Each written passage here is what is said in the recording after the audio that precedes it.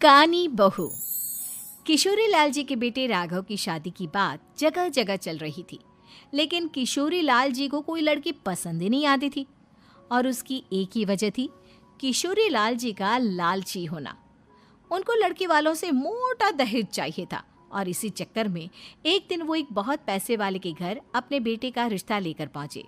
उस आदमी का नाम था ओम प्रकाश।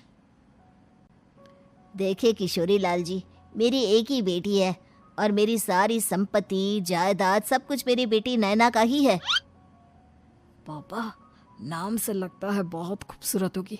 कितना अच्छा नाम है ना, नैना। ओ, वैसे बात तो सही है आपकी। अब इतना पैसा है, जमीन जायदाद है, इकलौती बेटी, आप भी क्या करेंगे? सब कुछ उसे ही देंगे ना। बिल्कुल ठीक पहचाना आपने। बस बेटी की शादी और सारी जायदाद उसके नाम। पापा, बिना देखे हाँ कर दीजिए ना। इतना अच्छा रिश्ता फिर कहाँ मिलेगा? माला माल हो जाएंगे हम। मैं अपनी बेटी को बुलाता हूँ। अरे नहीं नहीं नहीं नहीं, आपकी बेटी का नाम नैना है, सुनकर ही लगता है बहुत सुंदर होगी। रहने दीजिए अंकल, मैं तो आपकी बेटी के नाम से ही इतना खुश हो गया हूँ कि उसे बिना देखे शादी करने को तैयार हूँ। अब तो मैं उसका चेहरा सीधे शादी के बाद ही देखूंगा। और इस तरह राघव नैना का चेहरा नहीं देखता और उससे शादी कर लेता है। शादी के बाद अपनी सुहाग रात पर जब राघव नैना का घूंघट उठाकर देखता है तो नैना की आंखें बंद थी। कितनी खूबसूरत हो तुम नैना, जरा अपनी आंखें खोलकर मेरी तरफ देखो तो सही। नहीं, मुझे शर्म आती है। अरे, मैंने तुम्हें शादी से पहले भी नहीं देखा, और अब अगर तुम आंखें खोलकर मुझे देखोगी भी नहीं तो मुझे अच्छा कैसे लगेगा? इससे पहले कि नैना अपनी आंखें खोलकर राघव की तरफ देखती, अचानक से लाइट चली गई और राघव नैना को पूरी तरह से देख भी नहीं पाया। अगली सुबह नैना राघव के लिए नाश्ता बनाकर लेकर आई।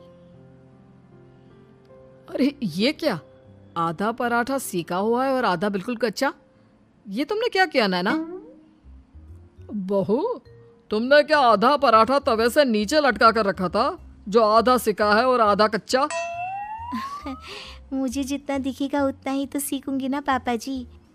जहाँ जहाँ मुझे नजर आ रहा था वहाँ मैंने सीख लिया, जहाँ जहाँ नहीं दिखा वहाँ कच्चा रह गया होगा। इसका क्या मतलब है? ये कैसा मजाक कर रही है तुम? अरे बहू, तुमने इतना लंबा घूंघट क्यों लगाया हुआ है?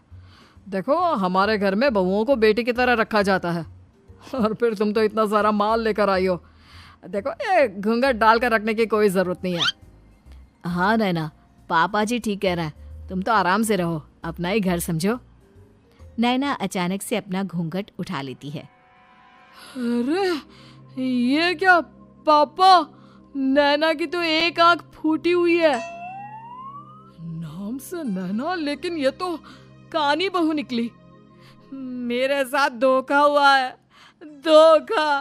बिना दिखाए अपनी कानी लड़की मेरे संग ब्याह दी। मुझे कानी बीवी नहीं चाहिए। मुझे अभी ओम प्रकाश जी से बात करनी पड़ेगी। आखिर उन्होंने मेरे साथ ऐसा किया क्यों? अरे, आप लोगों ने ही तो पापा से कहा था कि आप लोग शादी से पहले मुझे देखना नहीं चाहते।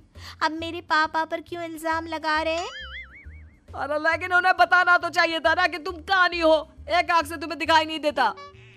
किशोरी लाल और राघव नाराज होकर ओम प्रकाश को अपने घर बुलाते हैं।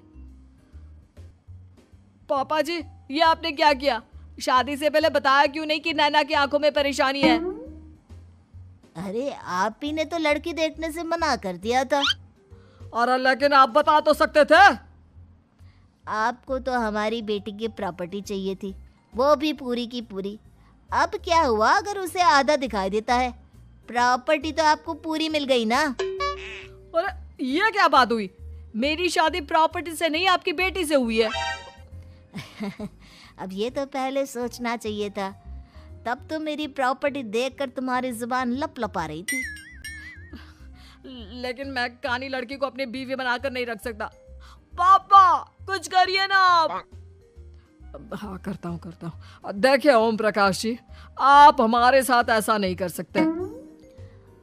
और तुम देखो, अगर तुमने मेरी बेटी से शादी तोड़ी ना, तो जो भी प्रॉपर्टी मैंने तुम्हें दी है वो तो पूरी की पूरी वापस ले ही लूँगा, और आधी प्रॉपर्टी तुम्हारी भी लूँगा। अरे मेरी आधी प्रॉपर्टी भला क्यों लेंगे आप? इसलिए क्योंकि मेरी बेटी को आधा नज़र आता है और उसकी नज़र अभी तक तुम्हारी आधी जायदाद पर ही पड़ी है। अब तुम उसे घर से निकालोगे तो कुछ तो लेकर जाएगी ना। और अगर हम आपकी बेटी को अपने घर की बहू बना कर रखे तो? तो तुम्हारी पूरी प्रॉपर्टी तुम्हारी ही रहेगी, और जो मैंने तुम्हें दिया है ना, उसमें से बस मैं आधा लेकर जाऊंगा। अरे लेकिन अब आप अपनी दी हुई प्रॉपर्टी में से आधी वापस क्यों लेकर जाएंगे? अगर मैं आपकी बेटी को अपनी पत्नी बनाकर रखने को तैयार हूं तो? इसलिए ताकि भविष्य में अगर तुम मेरी बेटी को धोखा दो तो उसके पास कुछ तो रहे जो पति का हो। वैसे मेरे पास तो बहुत कुछ है, लेकिन अपने पति की कोई निशानी तो उसके पास होनी चाहिए ना। अब अगर तुमने मेरी बेटी को कानी कहा तो तुम्हें प्रॉपर्टी भी कानी ही मिलेगी, पूरी नहीं। जमाए राजा। किशोरी लाल और राघव समझ चुके थे कि वो बुरी तरह फंस चुके हैं और अब उनके पास वहां से निकलने का कोई चारा नहीं है। अब समझ में आया ना, लालच बुरी बला होती है। एक तो तुम्हें प्रॉपर्टी मिली, ऊपर से बीवी मिली, उसमें तुम्हें नखरे भी दिखाने हैं। आए बड़े, चुपचाप बैठो दोनों। कुछ दिनों के बाद नैना राघव की कार लेकर बाजार घूमने निकलती है और जब कार लेकर वापस आती है, ये क्या? एक तरफ से मेरी गाड़ी पूरी खराब हो चुकी है। लगता है तुमने मेरी गाड़ी को किसी दूसरी गाड़ी के साथ एक्सीडेंट किया है। अरे अरे कितना बड़ा नुकसान कर दिया तुमने बहू। वो क्या है ना पापा जी, मुझे एक आंख से दिखाई नहीं दे रहा था, सामने से गाड़ी आ रही थी। मुझे तो सिर्फ आधा ही दिखाई दिया और वो गाड़ी मेरी कार से रगड़ते हुए निकल गई। अब मैं क्या करूं बताओ? आप इसे ठीक कराने के पैसे कौन देगा? तुम्हारे पापा। तुमने मुझसे इस तरह से बात की? अभी रुको। नैना राघव की शिकायत ओम प्रकाश को कर देती है। देखो राघव, अब जो मेरी आधी प्रॉपर्टी तुम्हारे पास थी ना, उसमें से आधी और मैं लेकर जाऊंगा, क्योंकि तुमने मेरी बेटी को डांटा। अरे नहीं नहीं पापा जी, गलती हो गई, माफ कर दो। गलती की तो कोई गुंजाइश ही नहीं। अगली बार मेरी बेटी को डांटा तो बची हुई आधी में से आधी और ले जाऊंगा। लालच के चक्कर में हम दोनों ने बहुत बड़ी गलती कर दी बेटा। एक तो तुम्हें कानी बहू मिली और ऊपर से जो माल मिला वो भी काना। इस तरह राघव की हर एक गलती पर ओम प्रकाश उसकी प्रॉपर्टी का आधा आधा हिस्सा लेकर अपना सारा माल वापस ले गया और राघव को कानी बीवी से काम चलाना पड़ा। भाई लालच वाकई में